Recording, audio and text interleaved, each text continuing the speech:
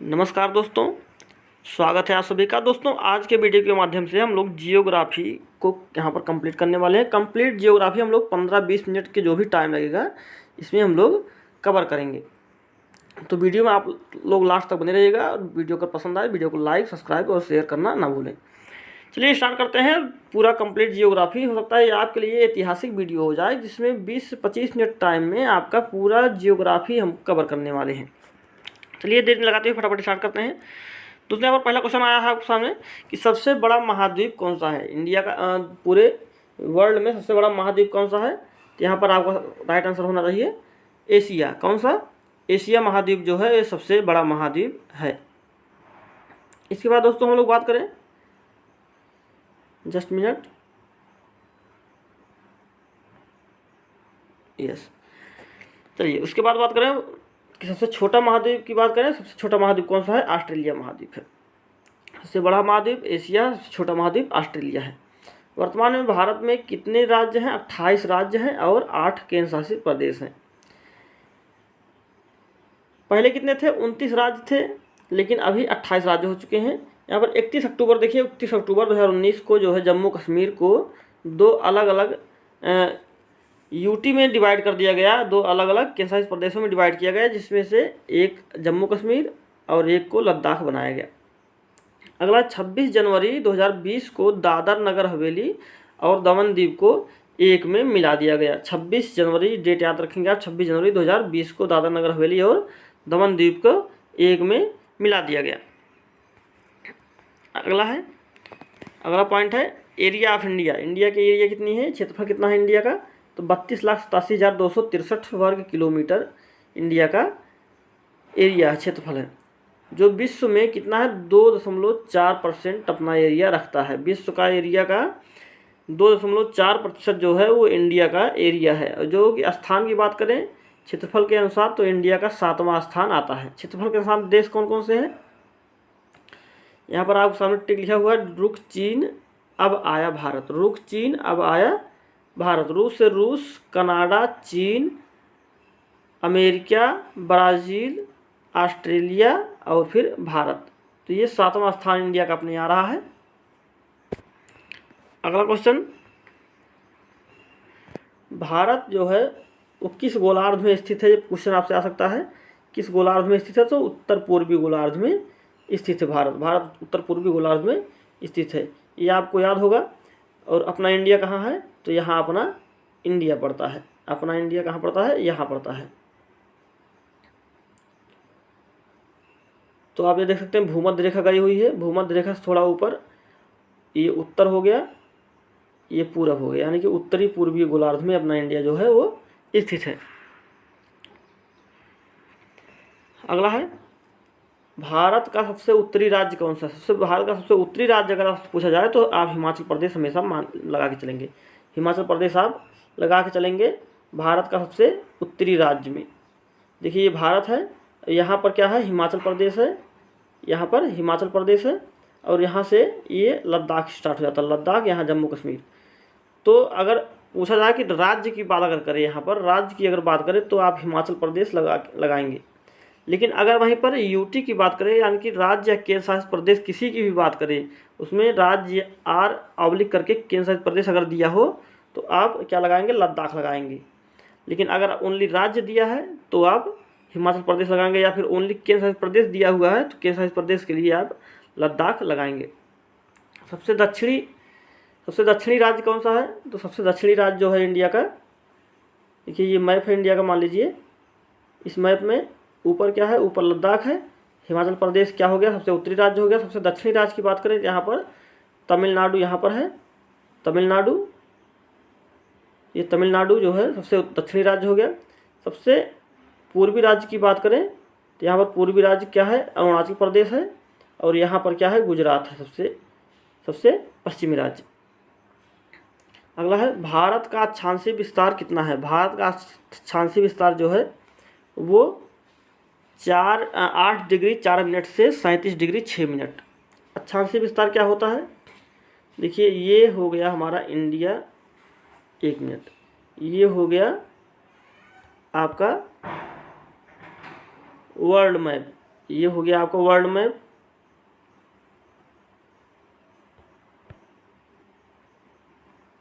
और इस world map में इंडिया अपना जो है वो यहाँ पर है। अच्छा, इंडिया यहाँ पर है। ये हो गया भूमध्य रेखा। इसी भूमध्य रेखा को क्या बोलते हैं? अक्षांश बोलते हैं। भूमध्य रेखा को क्या बोलते हैं? अक्षांश बोलते हैं। और इसे क्या बोलते हैं? ये इस लाइन को तो ये बोलते हैं देशांतर।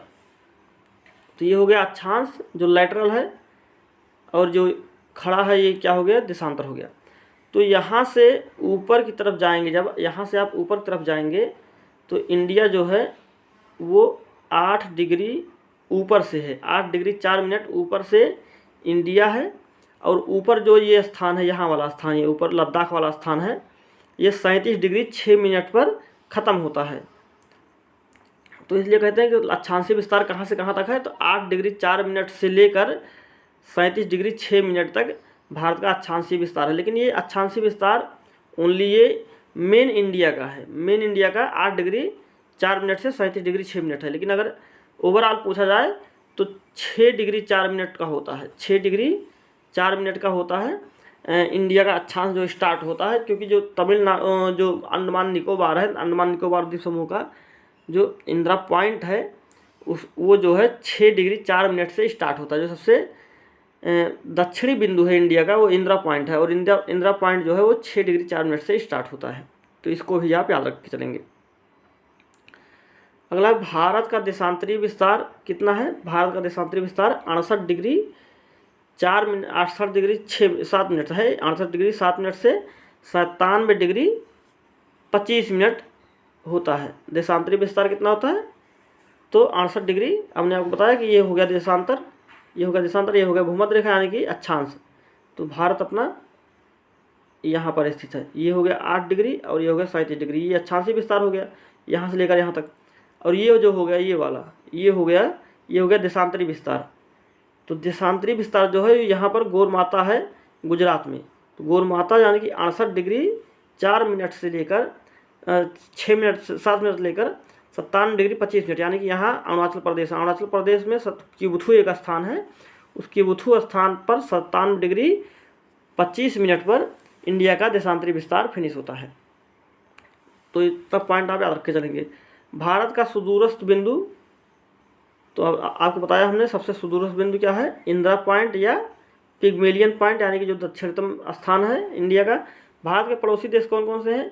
55 MBA आप याद रखेंगे। 55 MBA ट्रिक, बा से बांग्लादेश, चा से चीन, पा से पाकिस्तान, ना से नेपाल, एम से म्यांमार, बा से बांग्लादेश और आ से अफगानिस्तान।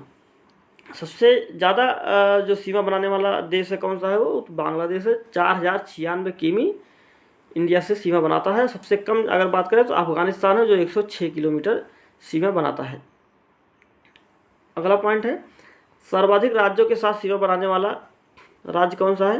तो इंडिया से ज़्यादा राज्यों के साथ सीमा बनाने वाला यूपी है, जो 8 राज्य और 1 यूनियन टेरिटरी यानी कि केंद्र शासित प्रदेश के साथ सीमा बनाता है। 8 राज्य और 1 केंद्र शासित प्रदेश के साथ सीमा बनाता है।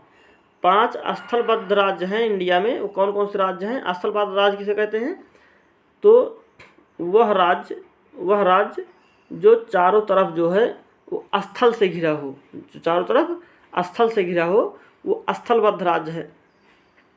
बाकी और सभी राज्यों में क्या है? और सभी राज्य कहीं ना कहीं से जो है किसी न किसी समुद्र से या फिर किसी सागर से लगे हुए हैं, सटे हुए हैं, या किसी दूसरे कंट्री से सटे हुए हैं, तो उनको स्थलबद्ध राज्य हम नहीं बोलते हैं। जो राज्य हमारे देश के राज्यों से स्थल से जो है घिरे हैं उन्हें हम स्थलबद्ध राज्य बोलते हैं। वो राज्य कौन कौन से हैं? तो हरियाणा है, हरियाणा, झारखंड, छत्तीसगढ़, तेलंगाना और मध्य प्रदेश।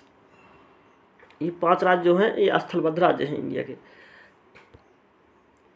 यहाँ पर जो पुडुचेरी है, पुडुचेरी एकमात्र ऐसा यूनियन टेरिटरी है, एकमात्र ऐसा केंद्र शासित प्रदेश है जिसके 4 डिस्ट्रिक्ट है, और चारों डिस्ट्रिक्ट जो है वो 3 राज्यों में फैले हुए हैं।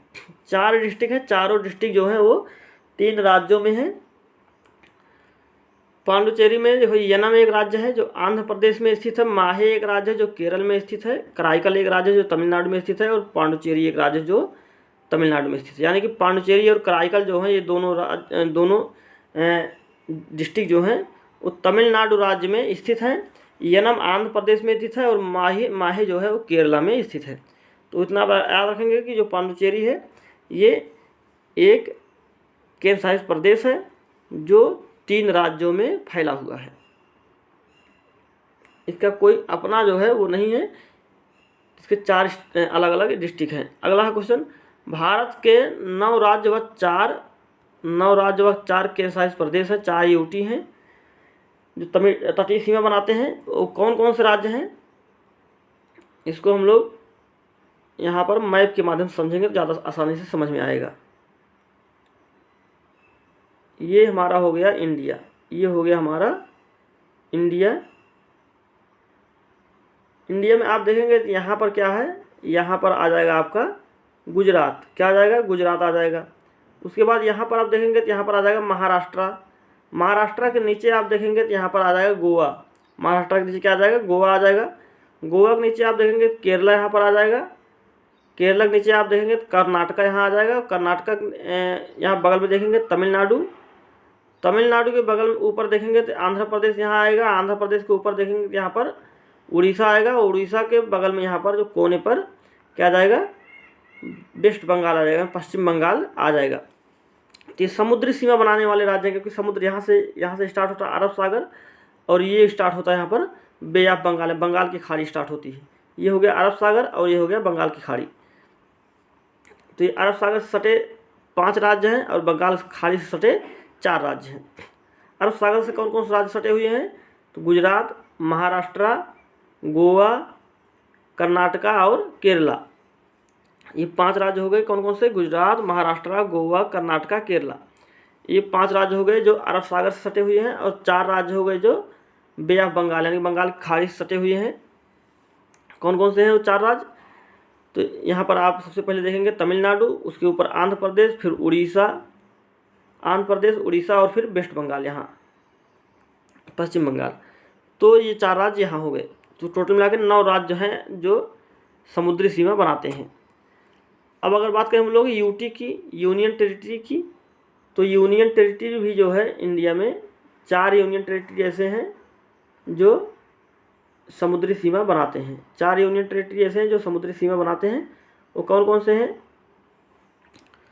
यहाँ पर पहला नंबर आएगा आपका अंडमान निकोबार। यहाँ पर अंडमान निकोबार आपका पड़ता है, अंडमान निकोबार। उसके बाद यहाँ पर लक्षद्वीप पड़ता है, लक्षद्वीप। दादरा नगर हवेली यहाँ पड़ता है आपका, दादरा नगर हवेली हो गया। और उसके बाद यहाँ पर पांडुचेरी, आपको पड़ता है यहाँ पर। तो ये पांडुचेरी जो है, 4 टोटल राज्य हो गए, यूनियन टेरिटरी हो गए जो समुद्री सीमा बनाते हैं।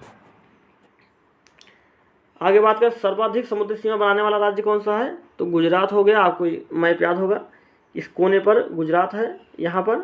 तो गुजरात जो है सबसे ज़्यादा समुद्री सीमा बनाता है। सबसे ज़्यादा समुद्री सीमा बनाने वाला यूनियन टेरिटरी कौन सा है, केंद्र शासित प्रदेश कौन सा है, तो अंडमान निकोबार है, जो यहाँ है अंडमान निकोबार। और ये 1900 किलोमीटर, अंडमान निकोबार कितना है, 1900 किलोमीटर समुद्री सीमा बनाता है। और सबसे ज़्यादा अगर सबसे बड़ा राज्य पूछे समुद्री सीमा बनाने वाला, तो गुजरात माना जाएगा। अगला है कर्क रेखा कितने राज्यों से होकर गुजरती है। कर्क रेखा कितने राज्यों से होकर गुजरती है, यहाँ पर आपको ट्रिक दिया गया है, मित्र पर गमछा झार। 8 राज्यों से कर्क रेखा होकर गुजरती है, मित्र पर गमछा झार। ये ट्रिक आप लोगों ने सुना होगा। फिलहाल ट्रिक से आप याद रख लीजिए कि कम से कम वो राज्य आपको याद हो जाएगा। मान लीजिए आपको मैप नहीं अभी तैयार है, मैप आपको सबसे पहले तैयार करना पड़ेगा, तभी आपके जो है जियोग्राफी मजबूत हो पाएगी। तो मैप मान लीजिए आपका नहीं तैयार है, फिर भी आप जो है याद करना चाहते हैं राज्यों के नाम, तो आप ये ट्रिक अवश्य याद रखें। और वैसे तो जो है इसको सीरियल वाइज याद रखना चाहिए कि सबसे पहले आएगा आपका गुजरात, महाराष्ट्र, छत्तीसगढ़, झारखंड, इस तरीके से राजस्थान, इस तरीके से आप याद रखेंगे तो ज़्यादा बेटर आपके लिए होगा। वैसे फ़िलहाल के लिए आप ट्रिक के माध्यम से ही याद कर लीजिए कि वो 8 राज्य हैं कौन कौन से। तो मी से मिजोरम, त्रा से त्रिपुरा, पा से पश्चिम बंगाल, रा से राजस्थान, गा से गुजरात, मा से मध्य प्रदेश, झा से झारखंड, झा से छत्तीसगढ़, झार से झारखंड। तो ये आपके 8 राज्य हो गए जो कर्क रेखा जहाँ से होकर गुजरती है। अगला क्वेश्चन है, भारत का मानक समय रेखा कितने डिग्री पर और कितने राज्यों से गुजरती है? तो भारत का मानक समय रेखा दोस्तों 42.5 डिग्री पूर्वी देशांतर से होकर गुजरती है। मानक समय रेखा 42.5 डिग्री पूर्वी देशांतर से होकर गुजरती है। और इसका ट्रिक है आंधी में छाता उड़ा। आंधी में छाता उड़ा। आंधी से आंध्र प्रदेश, में से मध्य प्रदेश, छाता से छत्तीसगढ़, ऊ से उत्तर प्रदेश और उड़ा से उड़ीसा। तो ये जो है ये 5 राज्य हो गए जहाँ से भारत का मानक समय रेखा गुजरता है। यूपी में बात करें तो यूपी में जो है ये कहाँ से, नैनी से होकर गुजरती है। अगला है, अंतर्राष्ट्रीय समय रेखा कहाँ से मानते हैं? अंतर्राष्ट्रीय समय रेखा कहाँ से मानते हैं? तो ग्रीनविच लंदन से मानते हैं, जो कि जहाँ से 0 डिग्री देशांतर जो है 0 डिग्री रेखा गुजरती है, वहीं से हम लोग अंतर्राष्ट्रीय समय रेखा का निर्धारण करते हैं। भारत का समय रेखा अंतर्राष्ट्रीय समय रेखा से कितना आगे है? 5.5 घंटे भारत का समय रेखा अंतर्राष्ट्रीय सीमा से रेखा से आगे है। अब बताती है पर्वतों की। पर्वत जो हैं वो मुख्य पर्वत इंडिया में अगर देखे जाएं तो मुख्य श्रेणियां जो हैं वो मेन 2 हैं, एक ट्रांस हिमालय और एक हिमालय। ट्रांस हिमालय और हिमालय, इसको हम लोग मैप के माध्यम से अगर समझें ज़्यादा समझ में आएगा। ये हो गया हमारा इंडिया, ये हो गया इंडिया। इंडिया में आप देखेंगे तो यहाँ से यहाँ तक का जो है क्या है, ये यहाँ से यहाँ तक का ये फैला हुआ है हिमालय पर्वत।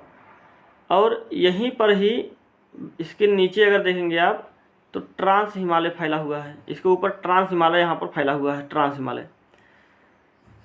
अब इसको समझते हैं हम लोग क्वेश्चन के माध्यम से। देखिए यहाँ पर ट्रांस हिमालय या परा हिमालय इसको बोलते हैं, यहाँ पर फैला हुआ है इंडिया के बॉर्डर पर। तो ट्रांस हिमालय, परा हिमालय और एक हिमालय पर्वत हो गया। तो ट्रांस हिमालय के 3 श्रेणियाँ हैं। कौन कौन सी श्रेणियाँ हैं वो? काराकोरम श्रेणी, लद्दाख श्रेणी और जास्कर श्रेणी। काराकोरम, लद्दाख और जास्कर 3 श्रेणियाँ हैं। इसकी 3 श्रेणियाँ हैं, काराकोरम, लद्दाख और जास्कर, इस तरीके से। और हिमालय पर्वत की भी 3 श्रेणियाँ हैं। हिमालय पर्वत की कौन कौन सी श्रेणियाँ हैं? तो महान हिमालय, लघु हिमालय और शिवालिक हिमालय। ये 3 श्रेणियाँ इसकी हो गई हिमालय की, और 3 श्रेणियाँ हो गई ये ट्रांस हिमालय, परा हिमालय की। अभी आप ढांचा एक बार समझ लेंगे तो आपको क्वेश्चन समझने में आसानी होगी। अब बात करें हम लोग काराकोरम श्रेणी जो है, काराकोरम श्रेणी की सबसे ऊंची चोटी की बात करें, सबसे ऊंची चोटी क्या है? K2 है, जिसको गार्डविन ऑस्टिन बोलते हैं। K2 गार्डविन ऑस्टिन, वो काराकोरम श्रेणी की सबसे ऊंची चोटी है। काराकोरम श्रेणी जो है वो किस पर्वत का भाग है, किस पर्वत की श्रेणी है? तो ये परा हिमालय या ट्रांस हिमालय की श्रेणी है। आपको बताया हमने, परा हिमालय, ट्रांस हिमालय की श्रेणी काराकोरम, लद्दाख और जास्कर है। और हिमालय की श्रेणी कौन कौन सी है? महान हिमालय, लघु हिमालय और शिवालिक है। तो काराकोरम की सबसे ऊंची चोटी कौन सी है? K2 या गार्डविन ऑस्टिन है। भारत में हिमालय की सबसे ऊंची चोटी कौन सी है? तो कंचनजंगा है। भारत में हिमालय की सबसे ऊंची चोटी पूछी जाए अगर तो कंचनजंगा आप बताएंगे, भारत में स्थित हिमालय की सबसे ऊंची चोटी। लेकिन अगर वहीं पर काराकोरम की सबसे ऊंची चोटी पूछी जाए या फिर भारत की सबसे ऊंची चोटी पूछी जाए तो आप क्या बताएंगे? K2 या गार्डविन ऑस्टिन बताएंगे। इसमें दोनों में काफ़ी कन्फ्यूजन होता है कि K2 या गार्डविन ऑस्टिन सबसे ऊंची चोटी है या फिर कंचनजंगा सबसे ऊंची चोटी है। तो यहाँ पर आप याद रखेंगे कि भारत की सबसे ऊंची चोटी की बात करें तो K2 है, वो गार्डविन ऑस्टिन है। लेकिन अगर पूछे भारत में हिमालय की सबसे ऊंची चोटी कौन सी है, अगर ऑल ओवर पूछते हैं तो K2 गार्डविन ऑस्टिन हो जाएगा। अगर हिमालय की पूछेंगे तो कंचनजंगा हो जाएगा भारत में। अगला है, लद्दाख एवं जास्कर श्रेणी के बीच कौन सी नदी बहती है? लद्दाख एवं जास्कर श्रेणी के बीच कौन सी नदी बहती है? सिंधु नदी बहती है। अगला, ट्रांस हिमालय हिमालय से पुराना पर्वत है। ये पॉइंट आप याद रखेंगे, ट्रांस हिमालय जो है वो हिमालय से पहले बना हुआ था। हिमालय नवीनतम वलित मोड़दार पर्वत है। तो इसको भी याद रखेंगे कि कैसा पर्वत है हिमालय, तो वलित या मोड़दार पर्वत है। हिमालय की पूर्वी चोटी कौन सी है? नामचा बरवा है। हिमालय की पूर्वी चोटी कौन सी है? नामचा बरवा है। नामचा बरवा जो है यहाँ पर, ये अरुणाचल प्रदेश पड़ता है। अरुणाचल प्रदेश में नामचा बरवा यहाँ पर एक चोटी पड़ती है, सबसे लास्ट चोटी जो है हिमालय की। अगला है भारत में हिमालय की पश्चिमी चोटी कौन सी? भारत में हिमालय की सबसे पश्चिमी चोटी कौन सी है? तो यहाँ पर लद्दाख है, और लद्दाख में ही एक नंगा पर्वत पड़ता है, तो जो हिमालय की सबसे पश्चिमी चोटी मानी जाती है, पश्चिमी पर्वत मानी जाती है। अगला है विश्व की सबसे ऊंची चोटी कौन सी है? तो आप सभी जानते होंगे, एवरेस्ट पर्वत 8848 मीटर है। उत्तराखंड की सबसे ऊंची चोटी कौन सी है? तो उत्तराखंड की सबसे ऊंची चोटी नंदा देवी है। लघु हिमालय की बात करें तो लघु हिमालय की सबसे लंबी श्रृंखला कौन सी है? पीर पंजाल है। हमने आपको स्टार्टिंग बताया कि हिमालय की बात करें तो परा हिमालय में 3 श्रेणियां हैं। कौन कौन सी हैं? काराकोरम, लद्दाख और जास्कर। और हिमालय की 3 श्रेणियां हैं, बृहद हिमालय या महान हिमालय जिसको बोलते हैं, लघु हिमालय और शिवालिक। तो यहाँ पर लघु हिमालय की बात की जा रही है। लघु हिमालय की सबसे ऊंची चोटी कौन सी, सबसे लंबी श्रृंखला कौन सी है? तो पीर पंजाल है। कौन सी है? पीर पंजाल है। पीर पंजाल कहाँ स्थित है? जम्मू कश्मीर में है। तो पीर पंजाल कहाँ है? नीचे पॉइंट लिख दिया गया है, पीर पंजाल कहाँ है? जम्मू कश्मीर में है। वहीं पर बात करें धौलाधर कहाँ है? तो हिमाचल प्रदेश में पड़ता है। मसूरी एवं नाग टिब्बा कहाँ है? तो उत्तराखंड में है। और महाभारत पर्वत कहाँ है? तो नेपाल में पड़ता है। अगला है घाटियाँ।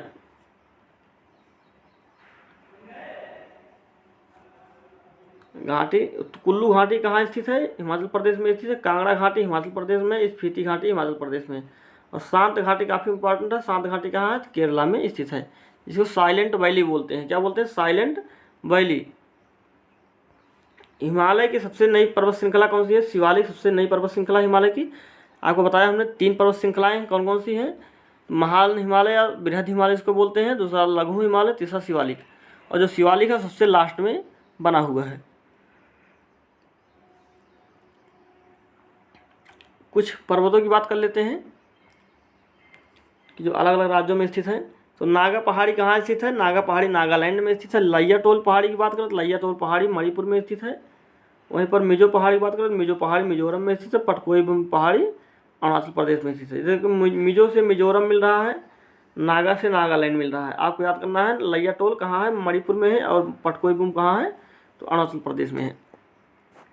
अगला मैदान के 4 प्रकार हैं। मैदान 4 प्रकार के होते हैं। कौन कौन से हैं?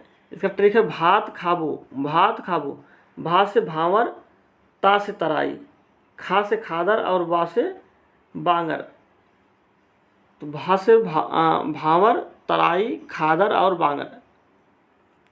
खादर की बात करें तो खादर जो है नई जलोढ़ मृदा जो होती है उसे खादर बोलते हैं, और जो पुरानी जलोढ़ मृदा होती है उसे हम लोग बांगर बोलते हैं। नई जलोढ़ मृदा को खादर बोलते हैं और पुरानी जलोढ़ मृदा को क्या बोलते हैं? बांगर बोलते हैं। जो खादर होता है सबसे ज़्यादा उपजाऊ होता है। जो नई जलोढ़ मृदा होती है वो सबसे ज़्यादा उपजाऊ होती है। जो पुरानी जलोढ़ मृदा होती है उपजाऊ तो होती है लेकिन खादर की अपेक्षा कम होती है। तो इसको भी आप याद रखने चलेंगे। चलिए अगला पॉइंट देखते हैं। भारत का सबसे गर्म स्थान कौन सा है? भारत का सबसे गर्म स्थान चुरू है, जो जैसलमेर में स्थित, राजस्थान जैसलमेर में स्थित है। सबसे गर्म स्थान है इंडिया का। विश्व पर्वत में किसकी खान है? विंध्य पर्वत में किसकी खान है? तो विंध्य पर्वत में पन्ना की खान है। किसकी खान है? पन्ना। आपने सुना होगा हीरा पन्ना, तो पन्ना की खान कहाँ है? विंध्य पर्वत में मिली हुई है। दक्षिण और उत्तर भारत को अलग करने वाला पर्वत कौन सा है? तो विंध्य पर्वत है, दक्षिण भारत और उत्तर भारत को अलग करने वाला। भरंस पर्वत का उदाहरण कौन सा है? भरंस पर्वत का उदाहरण है सतपुड़ा। सतपुड़ा पर्वत की 3 पहाड़ियाँ हैं। वो कौन कौन सी 3 पहाड़ियाँ हैं जो बहुत फेमस पहाड़ियाँ सतपुड़ा पर्वत की? तो 3 पहाड़ियाँ राजपीपला, महादेव और मैकाल। 3 पहाड़ियाँ हैं सतपुड़ा पर्वत की, राजपीपला, महादेव और मैकाल। अगला है सतपुड़ा पर्वत एवं मध्य प्रदेश की सबसे ऊंची चोटी कौन सी है? सतपुड़ा पर्वत या मध्य प्रदेश पूछे, दोनों बात एक ही है। सतपुड़ा पर्वत की सबसे ऊंची चोटी पूछे या फिर मध्य प्रदेश सबसे ऊंची चोटी पूछे, क्या बताओगे? धूपगढ़ चोटी। कौन सी चोटी? तो धूपगढ़ चोटी जो है, धूपगढ़ चोटी ये सतपुड़ा पर्वत या मध्य प्रदेश की सबसे ऊंची चोटी है। सतपुड़ा के उत्तर में कौन सी नदी बहती है? नर्मदा नदी बहती है सतपुड़ा के उत्तर में। देखिए ये सतपुड़ा हो गया पर्वत, और इसके उत्तर में जो है क्या है? यहाँ पर नर्मदा नदी है, यहाँ पर ताप्ती नदी है, यहाँ पर ताप्ती है। इसके आगे इधर देखेंगे तो यहाँ पर विंध्य पर्वत है और यहाँ पर अरावली पर्वत है। तो यहाँ से क्वेश्चन पूछ सकता है कि विंध्य और सतपुड़ा के बीच में कौन सी नदी बहती है? तो आप क्या बताएंगे? ताप्ती नदी। और सतपुड़ा और अरावली के बीच में कौन सी नदी बहती है? तो नर्मदा नदी। सतपुड़ा की रानी किसे कहते हैं?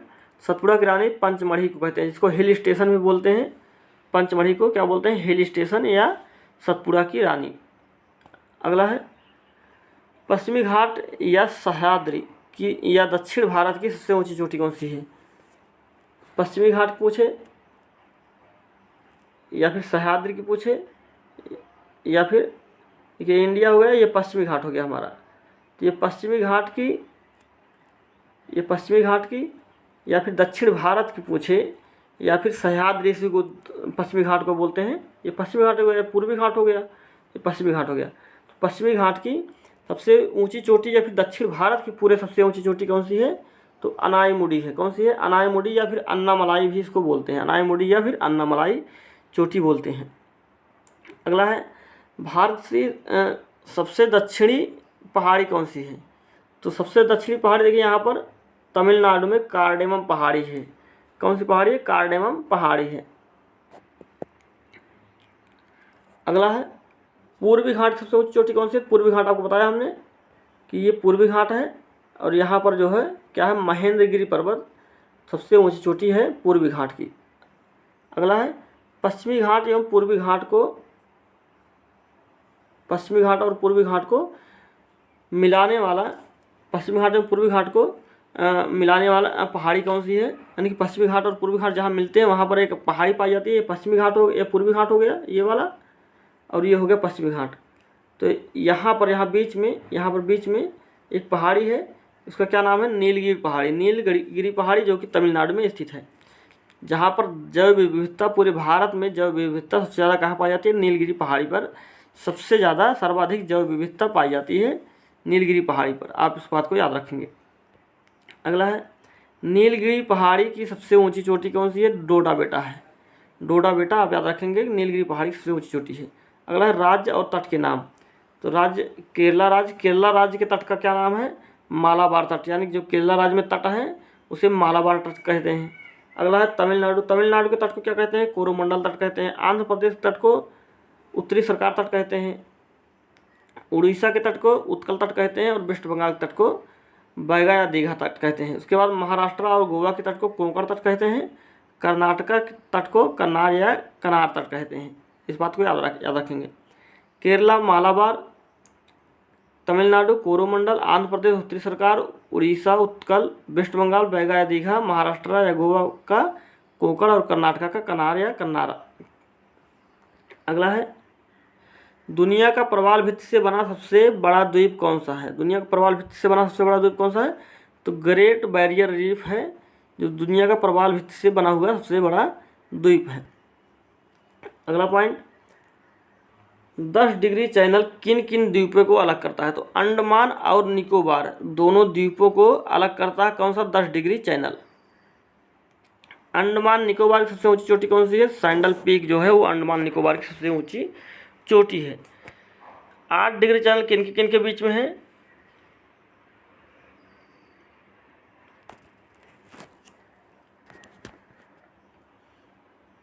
तो आप इस तरीके से याद रखेंगे 8 डिग्री चैनल किन के बीच में है। तो यहाँ पर देखिए 8 डिग्री चैनल, यहाँ लक्षद्वीप है, लक्षद्वीप, यहाँ पर क्या है? मिनी क्वाय है, और यहाँ पर नीचे जो है मालदीव है। तो यहाँ मिनी क्वाय और मालदीव के बीच में 8 डिग्री चैनल बनता है, 8 डिग्री चैनल। और इसके ऊपर जाएंगे तो मिनी क्वाय और लक्षद्वीप के बीच में 9 डिग्री चैनल है। तो इस पॉइंट का याद रखेंगे कि 8 डिग्री चैनल किसके बीच में है? तो मिनी क्वाय और मालदीव। और 9 डिग्री चैनल कहाँ है? तो मिनी क्वाय और लक्षद्वीप। सबसे छोटा द्वीप कौन सा है? तो लक्षद्वीप है। प्रवाल भित्ति से बना द्वीप कौन सा है? लक्षद्वीप है। वहीं पर दुनिया का सबसे बड़ा द्वीप अगर पूछे तो ग्रीन आइलैंड है। ग्रीन आइलैंड जो है वो सबसे बड़ा द्वीप है दुनिया का पूरे। अगला है व्हीलर द्वीप कहाँ स्थित है? जिसको व्हीलर द्वीप का नया नाम जो है वो अब्दुल कलाम द्वीप भी है।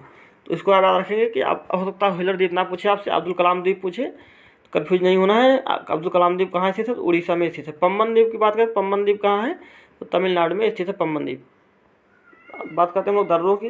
तो दर्रे हैं जो जम्मू कश्मीर के दर्रे कौन कौन से हैं? बाज का पंजा बहुत जोशीला, बाज का पंजा बहुत जोशीला, बाज से बुर्जिल दर्रा, का से कराकोरम दर्रा, पंजा से पीर पंजाल दर्रा, बहुत से बनिहाल दर्रा और जोशीला से जोजिला दर्रा। तो ये दर्रे हो गए आपके जम्मू कश्मीर के। अगला है हिमाचल प्रदेश के दर्रे। तो हिमाचल प्रदेश के कौन कौन दर्रे हैं? हिमालय पर बड़ी छिपकली रहती है, ये आपका ट्रिक हो गया, हिमालय पर बड़ी छिपकली रहती है। हिमालय से हिमाचल प्रदेश के दर्रे हो गए, बड़ी से बड़ा लाचला दर्रा हो गया, छिपकली से सिपकिला दर्रा हो गया, और रहती से रोहतांग दर्रा हो गया। तीनों आप याद रखेंगे, बड़ा लाचला, सिपकिला और रोहतांग दर्रा। अभी तो आपको ओनली दर्रे के नाम याद करवाए जा रहे हैं, उसके अंदर में आपको याद करना होगा कि कौन सा दर्रा किन किन स्थानों को जोड़ता है। आगे है उत्तराखंड। उत्तराखंड के दर्रे कौन कौन से, इनका ट्रिक याद रखेंगे, नीलिमा से आप उत्तराखंड के दर्रे याद रखेंगे। तो नी से नीति, ली से लिपलेख और मा से माना, लेकिन नीति, माना और लिपलेख जो है वो उत्तराखंड के दर्रे हैं। और ये उत्तराखंड के दर्रे हैं तीनों, और तीनों क्या करते हैं? उत्तराखंड को तिब्बत से जोड़ते हैं। उत्तराखंड को तिब्बत से जोड़ते हैं नीति, माना और लिपलेख दर्रे, तीनों दर्रे। अगला सिक्किम का दर्रा। सिक्किम का दर्रा कौन सा है? इसका ट्रिक है नाथू जलेबी ला, यानी कि नाथुला दर्रा हो गया। सिक्किम का दर्रा पहला हो गया नाथुला और जेलेपला। नाथुला और जेलेपला दर्रा जो है उस सिक्किम के दर्रे हैं। अगला दर्रा आपका है अरुणाचल प्रदेश दर्रा। अरुणाचल प्रदेश दर्रा कौन सा है? उसका ट्रिक है अरुण बम डिफ्यूज करो यार, अरुण बम डिफ्यूज करो यार। अरुण से अरुणाचल प्रदेश दर्रे हो गए, बम से बोमडिला दर्रा हो गया, डिफ्यूज से डिफू दर्रा हो गया, और यार से यांग याप दर्रा हो गया। तो तीन दर्रे हैं अरुणाचल प्रदेश में, कौन कौन से? बोमडिला, डिफू और यांग याप। ठीक है। अगला है मणिपुर का दर्रा। तो मणिपुर का दर्रा तुजू दर्रा है। कौन सा दर्रा है? तुजू दर्रा। मणिपुर में तुजू दर्रा है। अगला है थाल घाट। थाल घाट दर्रा जो है, थाल घाट दर्रा और भोर घाट दर्रा, दोनों दर्रे इंपॉर्टेंट है।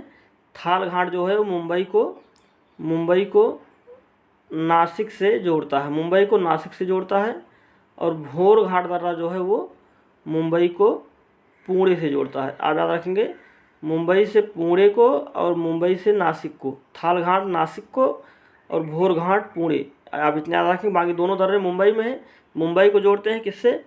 थाल घाट नासिक, और भोर घाट जो है वो पुणे को। तो आप इस तरीके से बीपी और टीएन आप याद रख लेंगे। अगला है भारत के प्रमुख परमाणु ऊर्जा संयंत्र कौन कौन से हैं? तारापुर जो है वो महाराष्ट्र में स्थित है, और जो कि भारत का पहला परमाणु ऊर्जा संयंत्र है वो कौन सा है? तारापुर है। क्वेश्चन पूछा जा चुका है एग्जाम में। अगला रावत भाटा परमाणु ऊर्जा संयंत्र कहाँ है? राजस्थान में है। नरौरा कहाँ है? उत्तर प्रदेश में है। कलपक्कम कहाँ है? तमिलनाडु। कैगा वेस्ट बंगाल। कुडानकुलम तमिलनाडु। काकरापार गुजरात। अगला पॉइंट है भारत का पहला परमाणु ऊर्जा संयंत्र। भारत का पहला परमाणु ऊर्जा संयंत्र कौन सा है? तो उसका नाम है अप्सरा। पहला परमाणु ऊर्जा रिएक्टर कौन सा है? अप्सरा है। अप्सरा जो कि ट्राम्बे महाराष्ट्र में स्थित है, 1956 में किया गया, स्थापना की गई, और जो यूके के यानी कि इंग्लैंड के सहयोग से बनाया गया है। अगला है, अब आते हैं हम लोग नदी पर। भारतीय नदी तंत्र जो है उसमें दो टाइप की नदियां हैं। कौन कौन सी? हिमालयी नदियां एक हैं, और दूसरी कौन सी हैं? प्रायद्वीपीय नदियां हैं। हिमालयी नदियां और प्रायद्वीपीय नदियां, ये दो टाइप की नदियां भारत में पाई जाती हैं। हिमालयी नदियां जो वर्ष भर क्या होती हैं? प्रवाहित होती हैं, क्योंकि ये बर्फ़ पिघलने से जो पानी बनता है उससे नदियाँ बनती हैं, और ये नदियाँ जो है वर्ष भर प्रवाहित होती हैं, इसलिए जो हिमालयी नदियाँ होती हैं। और जो प्रायद्वीपीय नदियाँ होती हैं ये प्रायद्वीपीय नदियाँ जो हैं ये बरसात के पानी से जो है प्रवाहित होती हैं। हिमालयी नदियाँ कौन कौन सी हैं? तो गंगा है, सिंधु है, ब्रह्मपुत्र है। और प्रायद्वीपीय नदियाँ कौन कौन सी हैं? महानदी, गोदावरी, कृष्णा, ताप्ती, नर्मदा, ये सब क्या हैं? प्रायद्वीपीय नदियाँ हैं। हम लोग बात करते हैं कि हिमालयी नदियों में सबसे पहले सिंधु नदी का। सिंधु नदी जो है, सिंधु नदी को आप इस तरीके से याद रखेंगे कि ये सिंधु नदी यहाँ से निकलती है, यहाँ से और इस तरीके से बहते हुए पाकिस्तान से होते हुए निकल जाती है। इस तरीके से बहते हुए पाकिस्तान से होते हुए आके क्या करती है, अरब सागर में अपना पानी गिरा देती है। अच्छा, एक बात और याद रखेंगे कि जितनी भी नदियाँ जो हैं पूरब से पश्चिम को बहती हैं, वो सब क्या करती हैं, एस्चुरी बनाती हैं, जिसको ज्वार नदमुख बोलते हैं। और जितनी भी नदियाँ पश्चिम से पूरब को बहती हैं वो सब कहाँ गिरती हैं, तो वो वेस्ट बंगाल में गिरती हैं। ये सब देखिए अरब सागर में गिरेंगी, ये वेस्ट बंगाल में गिरेंगी। और जो वेस्ट बंगाल में गिरती हैं जो नदियाँ, वो क्या बनाती हैं, तो वो डेल्टा बनाती हैं। ठीक है, यहाँ पर डेल्टा बनाती हैं जो भी नदियाँ वेस्ट बंगाल में, बंगाल की खाड़ी में गिरती हैं, और जो अरब सागर में गिरती हैं वो एस्चुरी बनाती हैं। अच्छा, अब आते हैं हम लोग सिंधु नदी पर। सिंधु नदी हमने बताया आपको यहाँ पर निकलती है यहाँ से, और इंडिया से होते हुए पाकिस्तान होते हुए अरब सागर में अपना पानी गिरा देती है। सिंधु नदी की कुछ सहायक नदियाँ हैं। अगर दाएं हाथ की सहायक नदियों की बात करें तो झेलम, चिनाब, रावी, ब्यास, सतलज, ये 5 नदी आप बहुत मोस्ट इंपॉर्टेंट इसकी सहायक नदियाँ हैं पाँचों। इन पाँचों को आप अवश्य याद रखेंगे, झेलम, चिनाब, रावी, ब्यास, सतलज। और बाएं हाथ की सहायक नदियाँ इंपॉर्टेंट नहीं है, आप याद भी रख सकते हैं, नहीं भी याद रखें कोई दिक्कत नहीं है। कौन कौन सी है, सोग, गिलगित, जास्कर, हुंजा, नुब्ता, ये बाएं हाथ की हैं। लेकिन दाएं हाथ की कौन कौन सी है, झेलम, चिनाब, रावी, ब्यास, सतलज। यही 5 नदियाँ जो हैं ये पंजाब में पंचनद बनाती हैं। पंजाब में क्या बनाती हैं, पंचनद बनाती हैं, जिससे पंजाब का नाम पंजाब पड़ गया 5 नदियों के प्रवाह से। अगला है ब्रह्मपुत्र नदी। तो हमने देखा हिमालय नदियों में सबसे पहले सिंधु, ब्रह्मपुत्र और गंगा 3 नदियां हैं। तो ब्रह्मपुत्र नदी जो है इसकी सहायक नदियां कौन कौन सी हैं, तो लोहित, धनसिरी, सुबनसिरी, तीस्ता, मानस। लोहित, धनसिरी, सुबनसिरी, तीस्ता और मानस। ये धनसिरी जो है, ये क्वेश्चन आया हुआ है एग्जाम में, धनसिरी किसकी सहायक नदी है, तो ब्रह्मपुत्र की सहायक नदी है। लोहित, धनसिरी, सुबनसिरी, तीस्ता और मानस ये किसकी सहायक नदियाँ हैं, ब्रह्मपुत्र की सहायक नदियाँ हैं। गंगा की सहायक नदियों की बात करें तो गंगा की दाएं हाथ की सहायक नदी में अगर बात करें तो यहाँ पर यमुना हो जाएगा, एकमात्र नदी यमुना, जो सबसे बड़ी सहायक नदी है। गंगा की सबसे बड़ी सहायक नदी की बात करें तो यमुना है। और सबसे गंदा अगर पानी पूछे किस नदी का है तो भी आप यमुना आंसर करेंगे। सबसे गंदा पानी किस नदी का है, तो यमुना नदी का सबसे गंदा पानी है। अब बात करें हम लोग बाएं हाथ की जो नदियां हैं वो कौन कौन सी हैं, तो रामगंगा, गोमती, घग्गर, गंडक, कोसी, महानंदा। ये सीरियल वाइज दिया हुआ है हमने।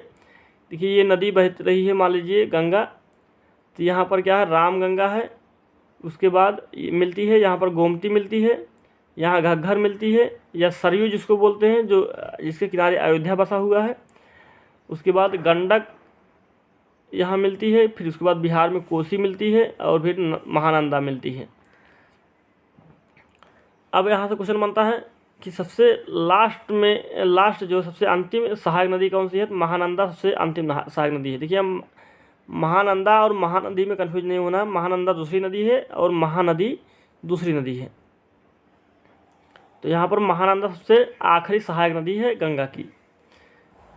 और स्टार्टिंग में जो है यमुना सबसे पहली सहायक नदी है, यमुना जो कि सबसे गंदी सहायक नदी है। सबसे बड़ी सहायक नदी है किसकी, गंगा की। आगे बढ़ते हैं। सिंधु नदी भारत में कहाँ से प्रवेश करती है, सिंधु नदी भारत में दमचौक, लद्दाख से प्रवेश करती है।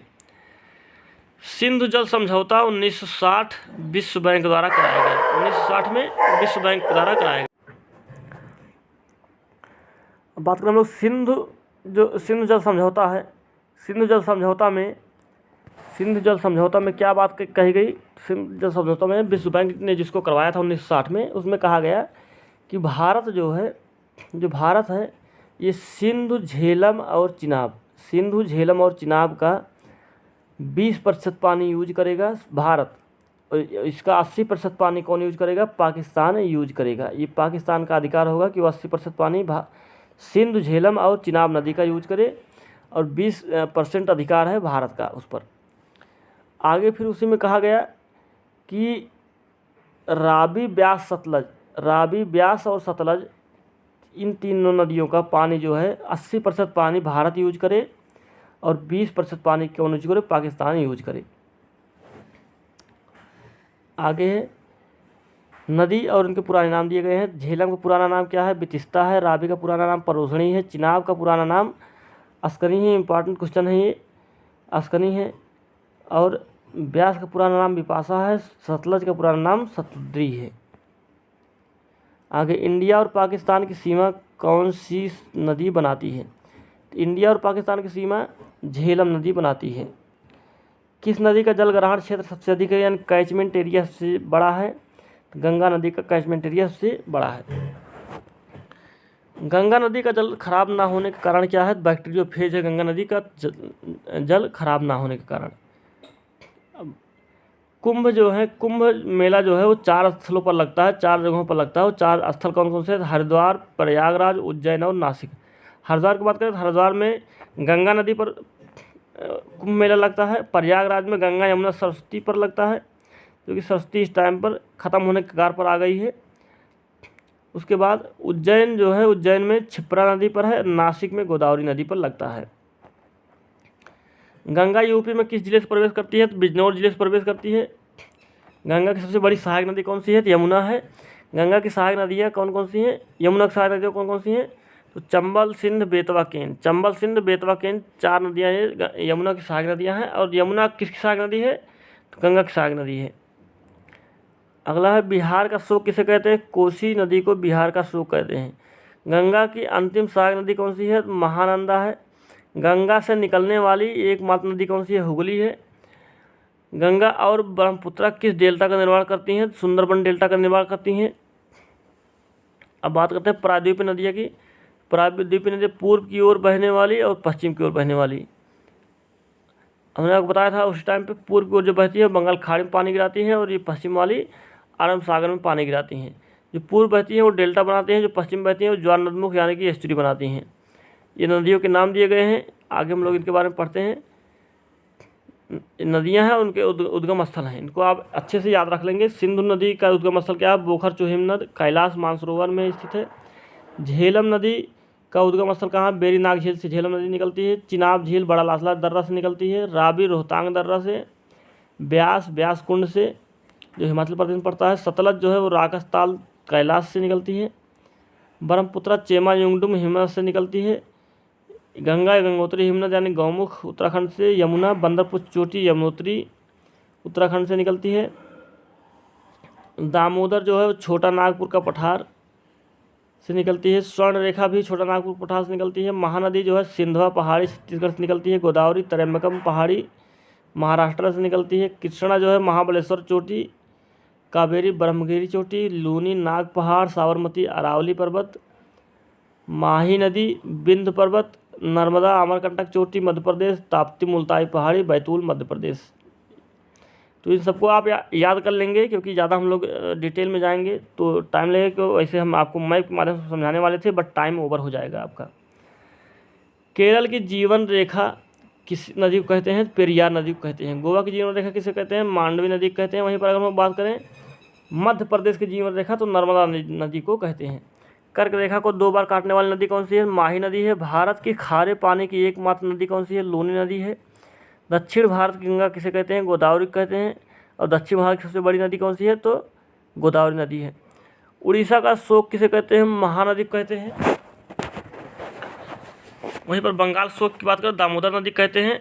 दामोदर किसकी सहायक नदी है, तो हुगली की सहायक नदी है। जो हुगली जो है ये एकमात्र गंगा से निकलने वाली नदी है, उसकी सहायक नदी कौन सी है, दामोदर नदी है। मध्य प्रदेश की जीवन रेखा भी बताया हमने आपको, नर्मदा नदी को कहते हैं। गोवा की जीवन रेखा मांडवी नदी को कहते हैं। केरल की जीवन रेखा पेरियार नदी को कहते हैं। बांध नदी और स्थान, एक मिनट,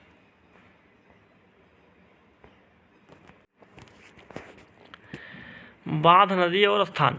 तो बांध की बात करें दामोदर नदी घाटी बांध जो है, दामोदर घाटी परियोजना जो है ये दामोदर नदी पर है, झारखंड में स्थित है। भाखड़ा नागल बांध जो सतलज नदी पर हिमाचल प्रदेश और पंजाब में, यानी कि जो भाखड़ा है वो हिमाचल प्रदेश में, और नागल जो है वो पंजाब में। 2 बांध अलग अलग बांध हैं, लेकिन इनको नाम एक ही दिया गया है, भाखड़ा नागल बांध। रिहंद बांध जो है रिहंद नदी पर है, सोनभद्र जिले में उत्तर प्रदेश में स्थित है। हीराकुंड बांध जो है वो महानदी पर स्थित है, उड़ीसा में। टिहरी बांध भागीरथी नदी पर उत्तराखंड में। फरक्का बांध गंगा नदी पर वेस्ट बंगाल में। ब्यास बांध ब्यास नदी पर पंजाब में। चंबल बांध चंबल नदी पर मध्य प्रदेश और राजस्थान में। माता टीला और लक्ष्मीबाई बांध बेतवा नदी पर हैं, दोनों यूपी में। सलाल बगलिहार और दुधास्ती जो है चिनाब नदी पर है। उकाई काकरा पार तापी नदी पर है। सरदार सरोवर बांध नर्मदा नदी पर है। मेट्टूर बांध कावेरी नदी पर है तमिलनाडु में। अलमाटी बांध कृष्णा नदी पर है। नागार्जुन सागर बांध तेलंगाना में कृष्णा नदी पर है। शिव समुद्रम बांध कावेरी नदी पर। इंदिरा सागर बांध चंबल नदी पर। ओमकारेश्वर बांध नर्मदा नदी पर। किशनगंगा तुलबुल और उरी परियोजना जो है वो झेलम नदी पर स्थित है। ये सभी बांध जो है मोस्ट इम्पॉर्टेंट है, इन सभी बांध को आप अवश्य याद रखेंगे। भारत के प्रमुख जलप्रपात, नाम, नदी और राज्य। तो कुचकल जलप्रपात जो है बाराही नदी पर है, कर्नाटका में। सारे जलप्रपात मोस्ट इम्पॉर्टेंट हैं, इन सबको आप याद रखेंगे। महात्मा गांधी है जोग या गरसुप्पा जलप्रपात कहाँ है? शरावती नदी में स्थित है और ये कर्नाटका में स्थित है। कुचकल जलप्रपात अगर पूछे सबसे भारत का सबसे बड़ा जलप्रपात कौन सा है, तो कुचकल जलप्रपात है जो कर्नाटका में स्थित है बाराही नदी पर। इम्पॉर्टेंट क्वेश्चन है कुंचकल जलप्रपात। अगला चुलिया चंबल राजस्थान, धुआंधार नर्मदा मध्य प्रदेश, ये सभी आप याद रखेंगे। उसके बाद दूध सागर जलप्रपात कहाँ है? मांडवी नदी पर गोवा में स्थित है। एशिया महाद्वीप की बात करें हम लोग, तो एशिया महाद्वीप में कुल देश कितने हैं? 48 देश हैं। एशिया का सबसे बड़ा देश कौन सा है? रूस है। एशिया जनसंख्या में एशिया का सबसे बड़ा देश कौन सा है? चाइना है। रूस का जो एशिया वाला भाग है उसे क्या बोलते हैं? तो उसे साइबेरिया बोलते हैं। और एशिया को यूरोप से अलग करने वाले जो पार्ट हैं कौन कौन से हैं? तो यूराल पर्वत है जो एशिया को यूरोप से अलग करता है। कैस्पियन सागर है, काकेशस पर्वत है और काला सागर है। ये 4 ऐसे हैं जो यूरोप को एशिया से अलग करता है। एशिया और यूरोप दोनों को हम यूरेशिया भी बोल देते हैं, क्योंकि यूरोप और एशिया दोनों एक ही प्लेट पर स्थित हैं। इस अगला पॉइंट देखते हैं हम लोग, एशिया और यूरोप दोनों में स्थित देश कौन कौन से हैं? तो रूस, कजाकिस्तान और तुर्की, ये 3 देश ऐसे हैं यहाँ पर जो एशिया और यूरोप दोनों में स्थित हैं। जो रूस है इतना बड़ा देश है, ये एशिया और यूरोप दोनों में फैला हुआ है। कजाकिस्तान भी दोनों में है, तुर्की भी दोनों में है। एशिया के पर्वत, अराकान योमा पर्वत कहाँ है? म्यांमार में है। पेंटिंग और टोरस पर्वत टर्की में है। हिमालय पर्वत आप सभी जानते हैं चीन, भारत और नेपाल में स्थित है। हिंदुकुश पर्वत जो है वो पाकिस्तान और अफगानिस्तान में स्थित है। पठार की बात कर लेते हैं। पठार जो तिब्बत का पठार चीन में स्थित है। पामीर का पठार चीन, अफगानिस्तान और तजाकिस्तान में स्थित है। जो सबसे ऊंचा जलप्रपात है, विश्व का सबसे ऊंचा पठार है कौन सा? चीन, अफगानिस्तान और तजाकिस्तान, जिसको हम लोग विश्व की छत भी बोलते हैं। दक्कन का पठार कहाँ है? भारत में है। अनातोलिया का पठार तुर्की में स्थित है। मरुस्थल की बात करते हैं हम लोग। मरुस्थल, गोबी का मरुस्थल कहाँ है? चीन प्लस मंगोलिया के बॉर्डर पर स्थित है।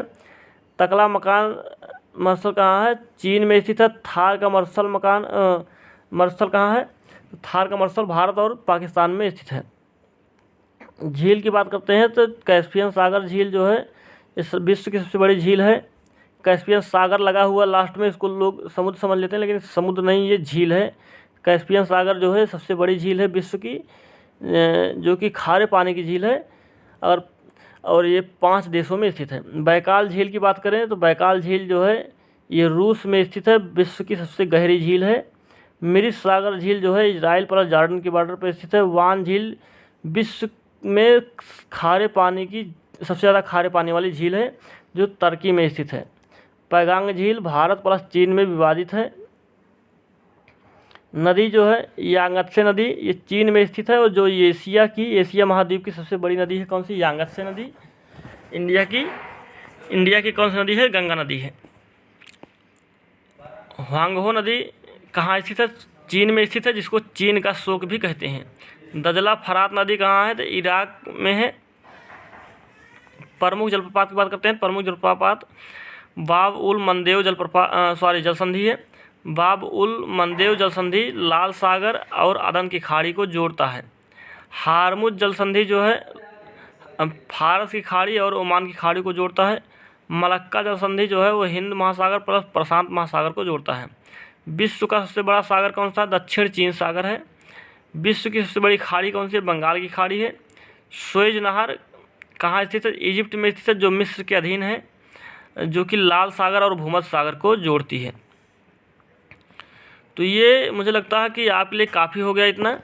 और अभी आपका अफ्रीका महाद्वीप जो महाद्वीप हैं एशिया के अलावा, वो सभी महाद्वीप ओनली बचे हुए हैं। बाकी पूरी जियोग्राफी हमने एक ही वीडियो में आपका कवर कर दिया। तो उम्मीद करता हूँ वीडियो आपको पसंद आया होगा। अगर वीडियो पसंद आया तो वीडियो को लाइक करें, दोस्तों शेयर करें और चैनल को सब्सक्राइब करना बिल्कुल ना भूलें। चलिए नेक्स्ट वीडियो में फिर मिलेंगे, तो नमस्कार, जय हिंद, जय भारत।